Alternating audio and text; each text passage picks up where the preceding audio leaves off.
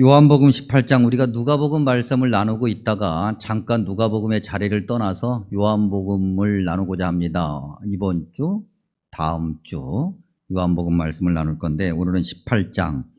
우리가 읽기는 28절부터 읽었는데 이 28절의 시작은 훨씬 좀 앞에 있습니다. 28절에 어떤 동선이 있죠. 가야바에게서 관정으로 라고 하는 이 동선인데 이 동선의 시작점이 여기가 아니라 12절, 13절에 있습니다. 겟세마네 동산에서 기도 이제 마치시고 난 다음에 주님께서 잡히시죠. 그리고 난 다음에 이제 끌려가신 곳이 있는데 13절에 보면 안나스에게로 끌려갔다 그랬습니다. 그 안나스는 누구냐면 그해 대제사장인 가야바의 장인이다. 그러니까 장인이 사위에게 그 대제사장이라고 하는 자리를 이렇게 이제 물려준 거죠. 원래 제사장의 자리는 영적인 세습이 맞습니다. 그런데 예수님 시대에, 즉 복음서 시대의 제사장의 이 세습은 상당히 변질한 것이었어요. 그래서 우리가 조금 이따도 확인해 보겠습니다만 진정한 의미에서 영적인 세습, 고난의 자리, 고통의 자리라기보다는 부와 권력의 자리였습니다. 생각해보면 예수님이 붙잡히시고 난 다음에 종교적인 문제로 빌라도가 얘기하기를 너희의 문제고 너희 율법에 관한 문제니까 그런 문제로 붙잡혀서 끌려간다고 한다면 그 해의 대제사장인 가야바에게로 먼저 갔어야 되는데 안나스에게로 갔다. 그리고 안나스가 이제 신문하기 시작하죠. 이렇게 저렇게 신문을 합니다.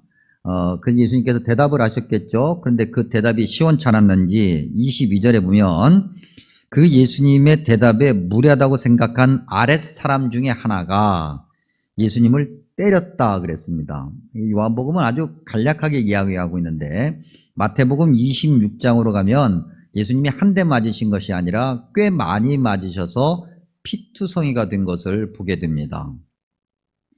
안나스가 그 정도의 권력이 있었던 거죠. 그가 은퇴자로 뒤로 물러가서 가만히 앉아 있었던 것이 아니라 상당한 권력을 가지고 상당한 힘을 발휘하는 그런 사람이었다고 하는 겁니다. 그리고 난 다음에 이자가 아니고 이제 가야바에게로 넘겨줍니다. 1차 신문 끝내고 가야바에게로 가죠. 그 가야바는 누굴까? 아까도 우리가 본 것처럼 안나스의 사위인 것은 알고 있고요. 근데 이 가야바가 아주 독특한 이야기를 했다라고 하는 것이 14절에 있습니다. 14절에 보니까 유대인들에게 한 사람이 백성을 위하여 죽는 것이 유익하다고 권고한 자다. 자, 이 14절의 내용은 11장에 이미 있는 내용입니다. 11장에 보면 예수님께서 베다니의 죽었던 나사로를 살리시고 난 다음에 많은 사람들이 예수님을 따랐다라는 기록이 있습니다. 그전에도 예수님을 많은 사람들이 따랐는데 죽은 나사로를 살리고 나니까 훨씬 더 많은 사람들이 예수님을 따릅니다. 자, 예수님이 이렇게 많은 사람들을 거느리고 다니는 것을 보았던 전직, 현직 대제사장들이, 성경에는 전직, 현직이라는 표현은 없지만 틀림없이 성경 그 정황으로 봤을 때 전직, 현직 대제사장들과 바리새인들이, 그리고 거기에는 성경에서 늘 예수님과 대적을 했던 사두개인들, 그 다음에 권력가들 모두가 다 공회에 모여 서로 의논하기를 만일 그를 이대로 두면 모든 사람이 그를 믿을 것이다 라고 하는 경계하는 내용이 있습니다.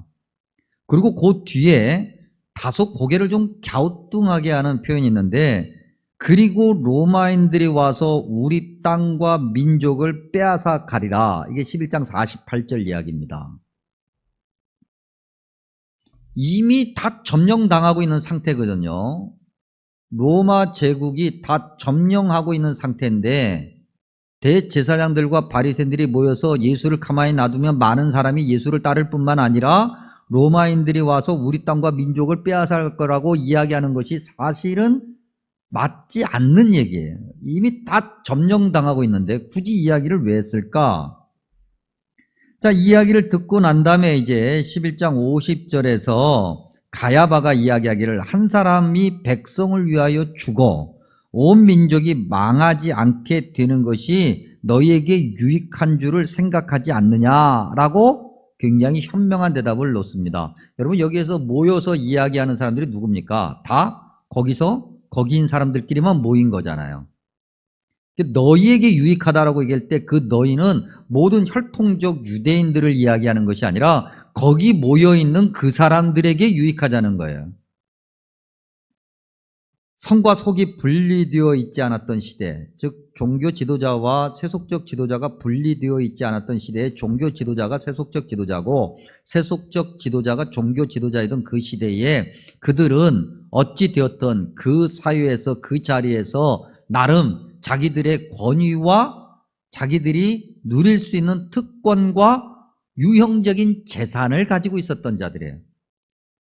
근데 그런 자들을 향해서 예수님께서 사사건건 그야말로 그들의 눈으로 봤을 때는 계속해서 시비를 거는 거죠. 공격을 하고요.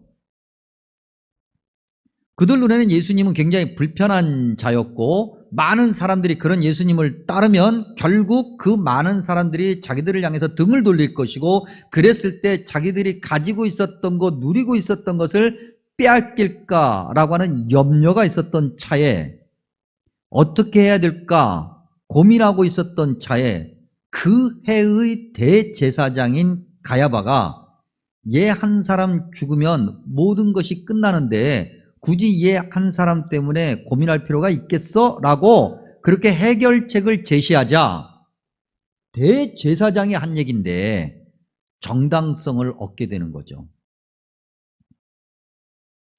이런 어떤 동선의 흐름과 그 동선 가운데에서 주고받았던 대화들, 그들의 마음들 이걸 다 들춰내고 보면 결국 예수님을 붙잡은 사람들은 유대인들이었다는 거예요.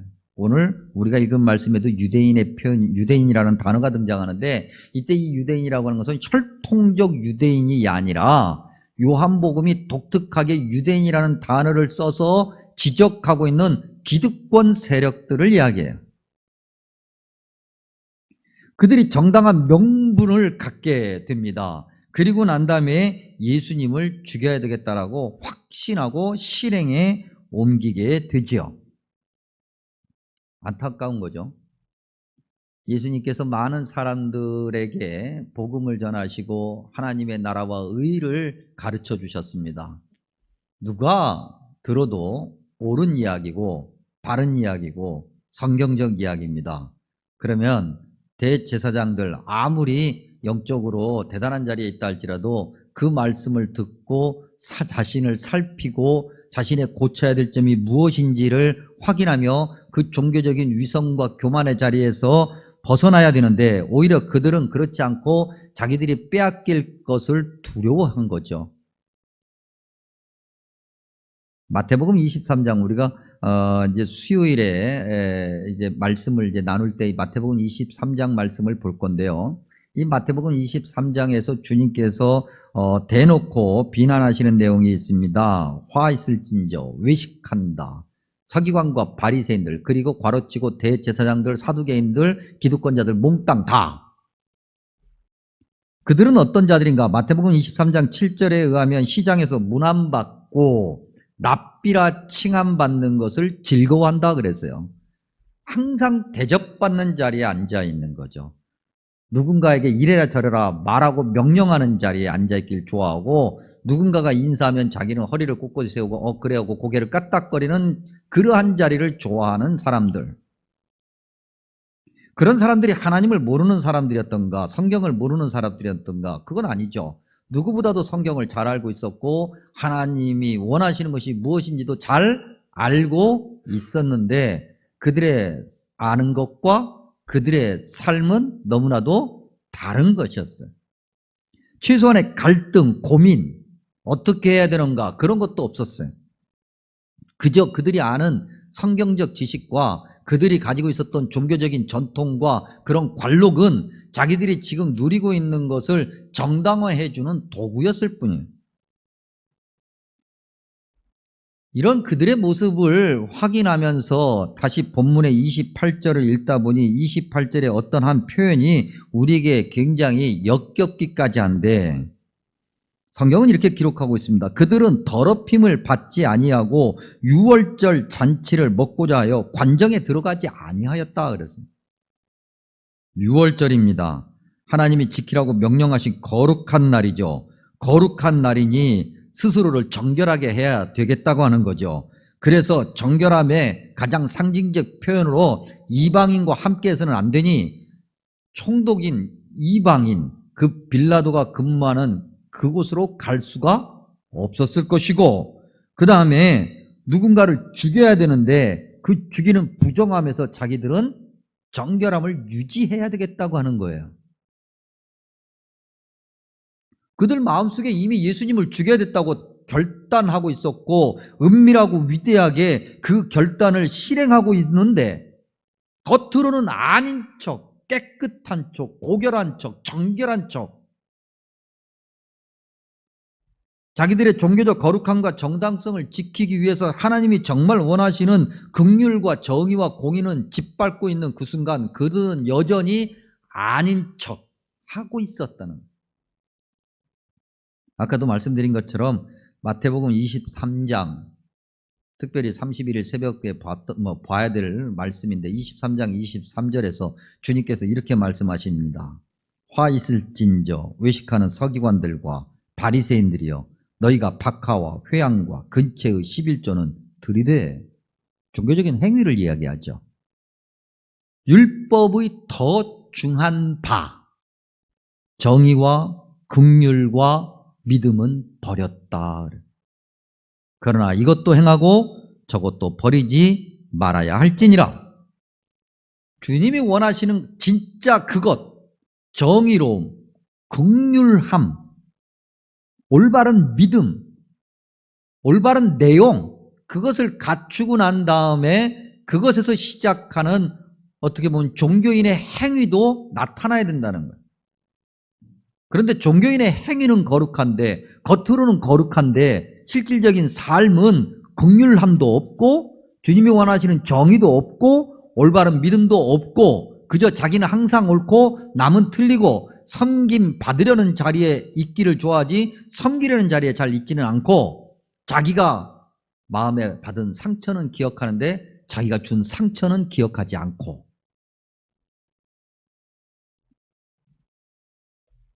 이들의 머릿속에서, 이들의 어떤 삶 속에서, 이들의 모습 속에서 여러분, 저와 여러분의 모습은 발견할 수 없을까? 저와 여러분 말입니다. 우리가 신앙생활하고 오랫동안 교회 다니고 그래서 집사도 되고 권사도 되고 장로도 되고 심지어는 목사도 됐는데 과연 우리는 그런 모습이 없느냐는 거죠. 지극히 겉으로는 거룩하고 종교적으로 완벽하려고 애를 쓰는데 그 누군가를 향해서 긍휼함을 가지고 있지 않은 우리의 모습들, 하나님이 원하시는 정의와 공의는 찾아볼 수 없고 정말 낮은 자리에서 섬기려고 하는 그런 모습은 없는, 그리고 우리가 가지고 있는 그것이 유형이든 무형이든 지키려고 하고 그것을 유지하려고 하고 나눌 때 인색하려고 하는 우리의 변명과 우리 삶의 형편부터 늘어놓는 우리의 모습은 없을까? 한 사람 더 봐야 되는데, 대제사장들과 같은 부류의 사람, 다른 것 같지만 사실은 내내 같은 사람, 그 사람이 바로 빌라도죠. 27절에 보니까 베드로가 예수님을 부인했던 시간이 달기 우는 시간이었다 그랬습니다. 그리고 28절에 새벽이다. 완벽하게 깜깜한 새벽은 아니라 할지라도 어쨌든 출근하기에 이른 시간인 것은 분명합니다. 그 시간에 사람들이 이제 빌라도 총독이 근무하는 어떤 그 근무지에, 그 사무실 그 앞뜰까지 몰려갑니다. 소란스럽습니다. 아직 출근 전이니 빌라도가 일어난 것도 아니고, 그런데 사람들이 막 시끄럽고 부관이 뛰어와서 노크를 하면서 총독님 난리 났습니다. 그래서 빌라도가 졸린 눈을 비비면서 옷도 제대로 갖춰 있지 못한 상태로 밖으로 나와 보니까 난리가 난 거예요. 결국 내내 보던 유대인들인 건 분명해. 날마다 그들은 와서 불평하고 불만하고 날마다 이렇게 저렇게 각양각색의 민원을 집어넣었던 사람들, 그 사람들이 또 한가득 앉아있는데 조금은 달리 보이는 것이 그들 가운데 오늘은 어떤 사람이 서 있어요. 피투성이가 돼서 결박당한 상태로. 그리고 평소보다 훨씬 많은 사람이 있고 그 많은 사람이 굉장히 분노에 차서 쳐다보고 있어요. 이게 무슨 일이야? 총독으로서 뭔가를 좀 해야 되겠는데 얘기를 들어보니 딱히 뭔가 행정적으로 처리하고 사법적으로 판결할 만한, 로마 법에 의해서 사법적으로 판결할 만한 것이 눈에 보이지 않아. 아무리 살펴봐도 그저 그냥 자기들의 어떤 종교적인 율법과 전통에 의한 시기와 질투일 뿐이지 빌라도가 제대로 보고 있는 거예요. 그런데 가만히 두자니 잘못하면 폭동으로 번질 것 같고, 그래서 빌라도가 뭔가를 해야 되긴 해야 되겠는데 귀찮기가 그지없고, 그래도 어쩔 수 없이 이제 예수님과 대면을 하죠. 그런데 이 예수님과 대면하는 빌라도의 자세를 가만히 들여다보면 철저히 자기 자리에서부터 시작하는, 자기 중심적인, 자기 생각이에요. 자기 기준을 가지고 예수님을 대하고 있어요. 예수님을 대하는 것은 어찌 보면 의무감이에요. 어쩔 수 없어요. 그래서 하는 거긴 하는 건데 귀찮기가 그지없어서 도대체 얘가 누군가 한번 확인도 해야 되겠고, 그래서 물어보죠. 야, 사람들이 너한테 유대인의 왕이냐고 그렇게 왕이라고 얘기하는데 너 유대인의 왕이 맞아? 그러면 예수님께서 속 시원하게 나 맞아. 그러면 좀 그 다음 일을 어떻게 풀어갈 건데 그것도 아니야. 대답하는 걸 보니까 유대인의 왕이라고 이야기하는 것 같기는 한데 그 나라가 여기에 속한 것도 아니래. 도대체가 그 나라가 여기에 속하지 않으면 이 나라는 어디에 있는 걸까? 대한민국이면 대한민국, 뭐 중국이면 중국, 베트남이면 베트남, 다 나름대로 영토가 있고 거기에 조직과 정부가 있는 건데 도대체가 이 사람이 가지고 있는 나라라고 하는 것은 이 땅에 있는 나라가 아니라니, 이 땅에 있는 나라가 아니면 도대체 어디에 있는 나라야? 횡설수설하는 것처럼 보이죠. 한 걸음 더 나가서 37절에 주님께서 말씀하시기를 진리에 대해서 얘기한다 그랬어요. 도대체 그 진리는 또 뭔가?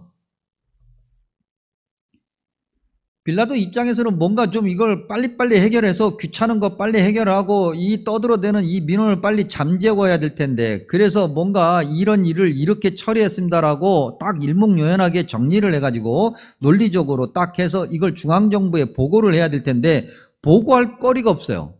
이런 걸 가지고 어떠어떤 판결을 해서 이렇게 했습니다라고 얘기하면 중앙정부에서 비웃기나 할 것 같아.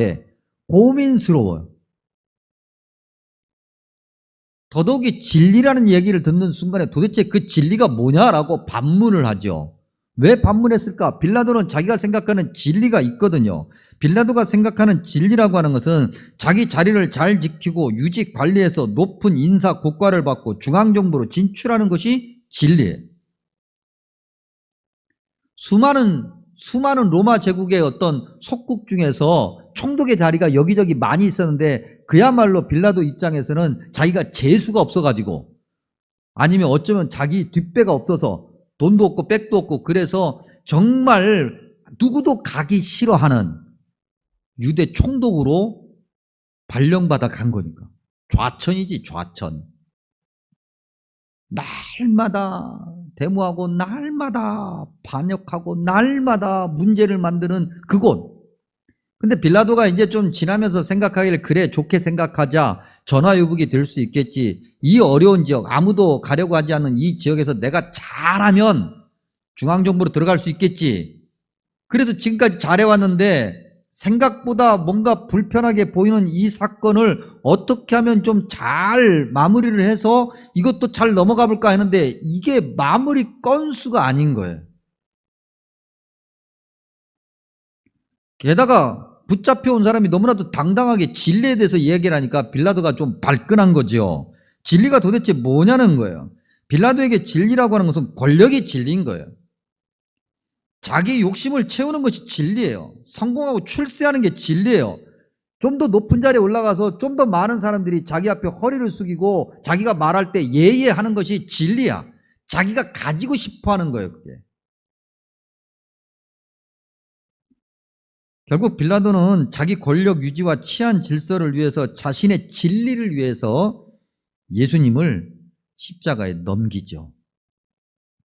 그리고 보니 안나스와 가야바나 빌라도나 자기가 생각하는 그 어떤 진리, 자기가 생각하는 그 어떤 기준, 자기가 가지고 싶어하고 유지하고 싶어하고 누리고 싶어하는 그것, 그런 부분에서는 다 같은 자리에 있는 자다. 서로 다른 자리에 있는 것 같지만 결국 같은 자리에 있는 것. 출발하려는 지점이 같고, 그러니 같은 결과를 만들어내고 주님이 원하시는 것이 아니라 자기가 원하는 것을 만들어내는 자들. 그런데 한 사람은 교회에 있는 사람이고 한 사람은 교회 밖에 있는 사람이고, 교회에 있는 사람과 교회 밖에 있는 사람이 다를 바가 하나도 없어. 한 사람은 하나님의 백성인 유대인이고 유대인들 중에서도 그렇게 종교적인 어떤 지도력을 가지고 있는 사람들이고, 한 사람은 세속적 권력을 가지고 있는 사람이고, 전혀 같이 할 수 없을 것 같은 사람들이 같은 부류 안에 들어와 있어요. 대제사장들은 올바른 믿음의 판단을 버렸고 빌라도는 올바른 이성적 판단을 버려버린 거예요. 예전에도 한번 여러분들에게 소개해 드린 적이 있는데, 예일대학의 교수인 미로슬라프 볼프라고 하는 분이 배제와 포용이라는 책에서 이 장면을 설명하면서 이들이 가지고 있었던 것, 그리고 그 가지고 있는 자리에서 그들이 내뱉은 말들, 그걸 뭐라고 표현했냐면 권력의 언어다, 그렇게 얘기했어요. 여러분, 권력이라는 게 뭐 대단한 거, 뭔가 큰 높은 자리, 그러니까 나하고 상관없다고 그렇게 생각하시면 착각이에요. 내가 가지고 싶어 하는 것, 내가 지금 가지고 있는 것을 지키려고 하는 그 순간, 그것을 잠시라도 그렇게 나타내는 그 순간 나는 권력을 가진 자고, 그 권력에 말을 하고 그 권력을 유지하기 위해서 내용을, 명분을 만들고 그렇게 그걸 실행에 옮겨요. 세상과 다를 바가 하나도 없다는 거죠. 세상이 이야기하는 진리라고 하는 것을 교회 안에 있는 예수 그리스도를 아는 저와 여러분도 똑같이 가지고 있는 거예요. 세상을 사는 올바른 이치가 바로 그게 진리야. 우리가 가진 진리는 세상의 진리와 완전히 다른 것인 것이 분명하지 않습니까? 오늘 우리가 18장 말씀을 나누었는데 그보다 훨씬 전 14장에서 주님께서 이렇게 말씀하셨어요. 내가 곧 길이요 진리요 생명이라. 나로 말미암지 않고는, 중요한 나로 말미암지 않고는 아버지께로 올 자가 없다 그랬어요. 요한복음 14장 그 훨씬 앞에 요한복음 8장에서 이미 주님께서 말씀하시기를 너희가 내 말에 거하면 참 내 제자가 되고 진리를 알지니 진리가 너희를 자유하게 하리라. 어디서? 세상의 논리에서, 세상의 이치에서, 세상이 이야기하는 그 진리라고 하는 것에서, 세상이 좋아하는 그 권력이라고 하는 것에서 자유하게 할 건데 오히려 그렇지 않아요. 왜? 주님이 원하시는 그 말씀에 거하지 않으니까. 주님으로 말미암아 행동하지 않으니까. 주님과 함께 거하고 주님 말씀 안에 거한다고 하는 것은 뭘 얘기하는 거예요? 저와 여러분이 결국은 주님이 가신 그 십자가의 길을 가는 것을 말하는 거잖아요. 그러니까 우리가 십자가의 길을 가지 않으면 그 낮고 낮은 자리, 조롱과 멸시의 자리, 천대받는 자리, 죽음을 내어주는 자리에 가지 않으면 우리는 진리를 알지 못하는 자예요. 그리고 세상이 이야기하는 그 권력의 언어를 행사하는 자가 되는 거죠. 세상이 교회를 향해서 이렇게 저렇게 이야기할 때 우리가 바른 진리를 알지 못하기 때문이다. 오늘 이 시대에 교회를 통해서 세상이 알아야 될 길이라고 하는 것은 바로 이 십자가의 길이고 그것이 진리인데, 과연 우리가 어떤 진리의 길을 가고 있을까? 과연 우리가 생각하는 진리라고 하는 것이 권력의 언어인가? 아니면 주님께서 말씀하신 그 십자가의 길인가? 다시 한번 우리 자신을 말씀에 드러내놓고 점검해야 되겠지요. 오늘 이 말씀을 마치면서 방금 우리가 나눴던 요한복음 8장과 14장의 말씀을 다시 한번 읽어봅니다. 요한복음 8장 31절과 32절, 너희가 내 말에 거하면 참 내 제자가 되고 진리를 알지니 진리가 너희를 자유롭게 하리라. 이어서 요한복음 14장 6절에 내가 곧 길이요 진리요 생명이니 나로 말미암지 않고는 아버지께로 올 자가 없느니라. 아멘. 기도하겠습니다.